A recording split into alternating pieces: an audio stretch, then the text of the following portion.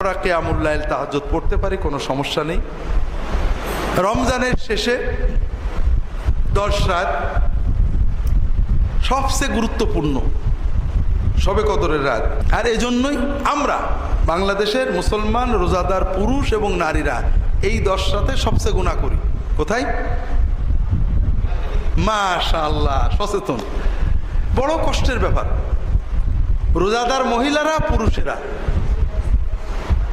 ঠিক শেষ 10 রাত, যে 10 রাত আল্লাহর রহমতের দরজা খোলা হয়েছে শবে কদরের রাত, আমরা প্রায় পুরো 10টা রাতই মার্কেটে কাটাই। আমরা চেষ্টা করব কেনাকাটা আগে করতে, একটু কষ্ট হলেও দিনে করতে, এবং দিনে না হলে মাগরিব থেকে ঈশার ভিতরে করে নিতে। ঈশার পর থেকে বাকি রাত জন্য ইবাদতে কাটাই। একান্ত বাধ্য হলে যদি মেয়েরা মার্কেটে যেতে হয় পর্দার সাথে যাবেন। তারপরও যে পালাপাড়ি হয়, বোরকা পরলেও পর্দা হয় না। এই জন্য কেনাকাটা থাকলে যদি মেয়েদের মার্কেটে যেতেই হয় তাহলে রোজার প্রথম দিকে কেনাকাটা করে নেবেন, পর্দা সহ যাবেন, শালীনভাবে যাবেন, পুরুষের ভিড়ের ভিতরে যাবেন না। আর পুরুষেরাও যারা একান্ত ব্যবসায়ী, তাদের কথা ভিন্ন, তারা বাধ্য হয়ে দোকানে থাকবেন। তারা দোকান বন্ধ করে শেষ সাথে অন্তত তারা কিয়ামুল লাইল তাহাজ্জুদ পড়বেন। আর যারা পারবেন তারা ঈশার আগে সব হাজত ছেড়ে বাকি রাত 20 রাত থেকে 30 রাত পর্যন্ত পুরো রমজান শেষ 10 রাত আপনারা প্রতি রাতেই তারাবি ছাড়াও কিছু নামাজ পড়বেন। শবে কদর মানে 27 না, শবে কদর মানে শেষ 10 রাত।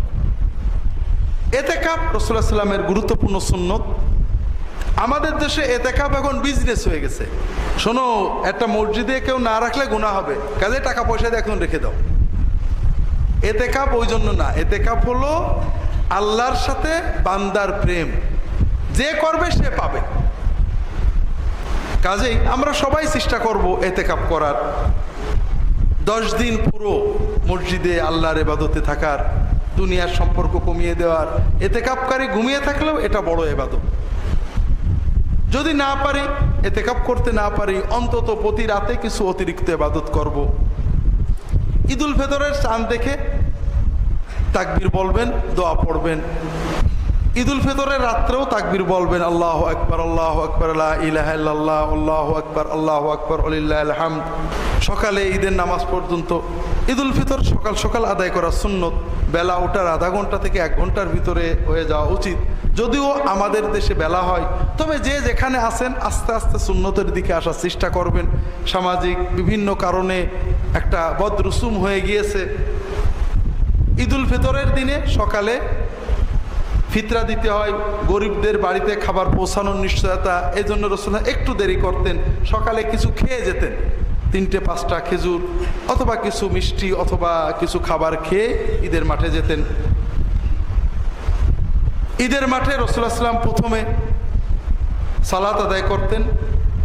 ঈদ আসলে আমাদের ঝগড়া আছে, 6 তাকবীর না 12 তাকবীর, 6-12 দুটোই সহি, কাজে ঝগড়া করবেন না। ঈদের পরে রাসূলুল্লাহ সাল্লাল্লাহু আলাইহি ওয়াসাল্লাম খুতবা দিতেন।